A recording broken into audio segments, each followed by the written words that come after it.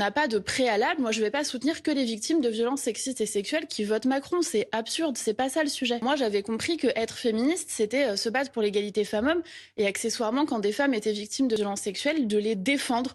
Point. C'est clair qu'il doit se sentir seul. Bien Moi, sûr. je veux pas être. Le sujet n'est pas ma personne. Le sujet, c'est clair, et c'est les autres victimes comme elle, parce que cette jeune femme, elle est, je l'ai dit, elle est brillante, elle est très courageuse, elle s'exprime très bien, elle a la capacité, elle est soutenue par sa famille, elle a la capacité à affronter cela. Mais moi, je me dis, une jeune femme qui a 17 ans, 18 ans, à qui il est arrivé la même chose, est-ce qu'elle osera en parler sur les réseaux sociaux?